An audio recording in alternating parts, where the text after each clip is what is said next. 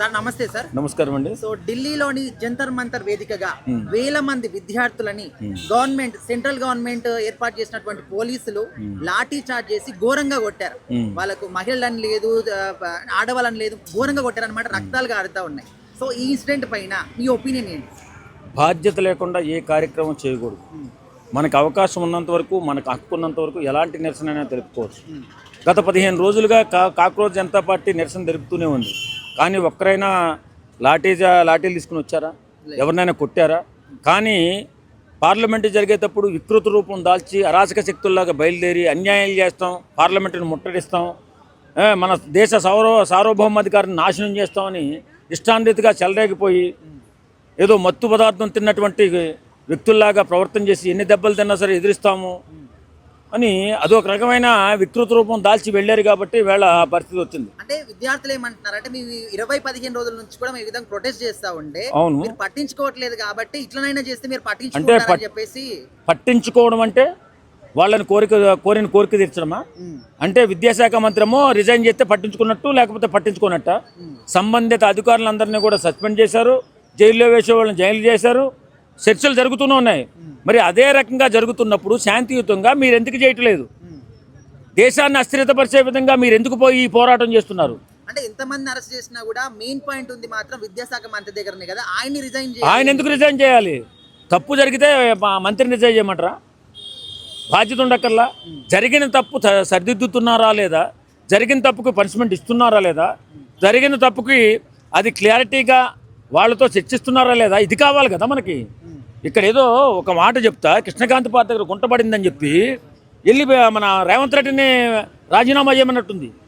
సంబంధిత అధికారులు చెప్తే చేస్తారు. అది బుద్ధి లేకుండా ఏదో కాక్రోచ్ జనతా పార్టీ అని చెప్పి విషపురుగుల పార్టీగా మారిపోయి విదేశాల నుంచి ఫండింగ్ తెప్పించుకుని ఇష్టాన్రీతిగా గల్లంతు చేస్తాం, దేశ పరువు తీస్తాం, సార్వభౌమాధికారాన్ని దెబ్బతీస్తామంటే దేశంలో ఉన్నటువంటి ప్రభుత్వం చూస్తూ ఊరుకోదు.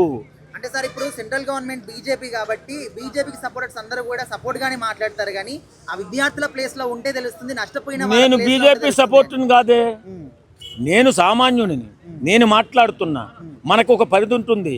పరిధి దాటి ప్రవర్తన చేస్తే ఇబ్బంది పడే అవకాశం ఉంటుంది. మన జాగ్రత్తలో మనం ఉండాలా.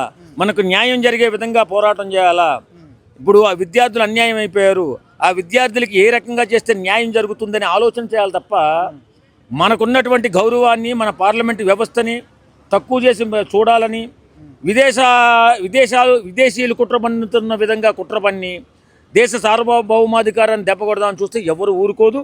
దేశంలో అల్లర్లు సృష్టించాలని, దేశం అస్థిరతపరచాలని ఇష్టం వచ్చినట్టు మాట్లాడితే పద్ధతిగా కూడా ఉండదు, చూస్తూ ఊరుకోరు.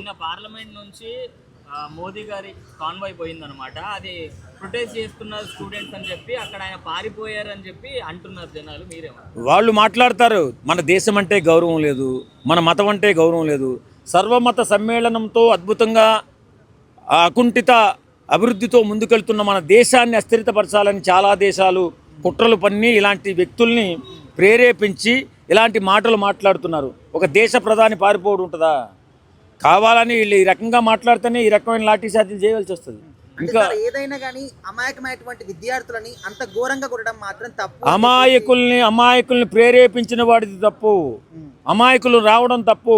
మన బిడ్డలను మనం కాపాడుకోవాలా. ఇలాంటి విచ్ఛిన్నకర శక్తులతో మన బిడ్డల్ని కాక్రోచ్ పార్టీతో వెంట నడిపితే ఆ బిడ్డ ఏ బిడ్డైనా దెబ్బలు తింటది ఖచ్చితంగా. ఇంకా మన దేశం చాలా సౌమ్యమనంతో ఉండే దేశం కాబట్టి ఫిరంగులు పేలలేదు, తుపాకులు పేలలేదు.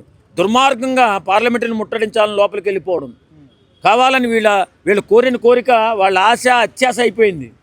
వాళ్ళకి విద్యార్థులకు న్యాయం జరగాలని చూడట్లా, మన దేశాన్ని అగౌరవపరచాలని చూస్తున్నారు, మన దేశాన్ని ఇబ్బంది పెట్టాలని చూస్తున్నారు, మన దేశ సార్వభౌమాధికారాన్ని ధిక్కరించాలని చూస్తున్నారు. సార్ ఇప్పుడు ఇంకోటి ఏంటంటే ఇప్పుడు ఇన్ని రోజుల పాటు అయితే ప్రొటెస్ట్ జరుగుతుందో అక్కడ స్టేజ్ పైన చాలా మంది వచ్చి విద్యార్థులని రెచ్చగొట్టారనమాట. ఇప్పుడు లైక్ ప్రకాష్ రాజ్ గారు కావచ్చు, అరుంధతి రాయ్ కావచ్చు, ఇంకా చాలా మంది ఉన్నారనమాట. మన దేశము అంటే కాశ్మీర్ మన దేశంలో భాగం కాదని చెప్పేసి దేవుని తిట్టడం.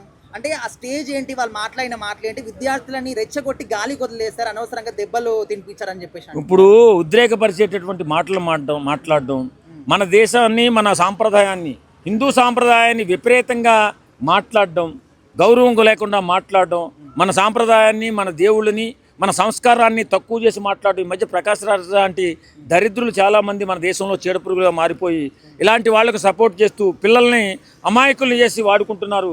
కాబట్టి అలాంటి విధవల దగ్గర, అలాంటి మూర్ఖుల దగ్గర, మన దేశాన్ని ఎవడైతే ఇబ్బంది పెట్టాలని చూస్తున్నాడో అలాంటి దరిద్రుల దగ్గర మన పిల్లల్ని పంపకుండా ఉంటే బాగుంటుంది.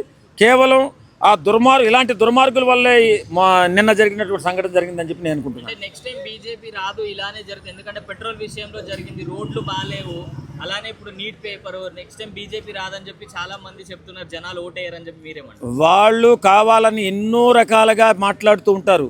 కానీ మన దేశం అద్భుతమైన ప్రగతిని సాధించుకుంటూ ముందుకెళ్తుంది. రోడ్డు రవాణా వ్యవస్థని, మన దేశం రోడ్డు రవాణా వ్యవస్థని చేసినట్టు ఏ దేశం కూడా చేయలేకపోయింది. మోడీ గారి ప్రభుత్వం చేసింది. ఖచ్చితంగా దేశ భద్రత కానీ, దేశ అభివృద్ధి కానీ ఒక మోదీ గారితోనే, ఒక బీజేపీ పార్టీతోనే జరుగుతుందని మేము నమ్ముతున్నాం. నాలంటోడు సామాన్యుడు నమ్ముతాడు. నేను ఏ బీజేపీ పార్టీ కాదు, జనసేన కార్యకర్తగా ఈ మాట చెప్తున్నాను.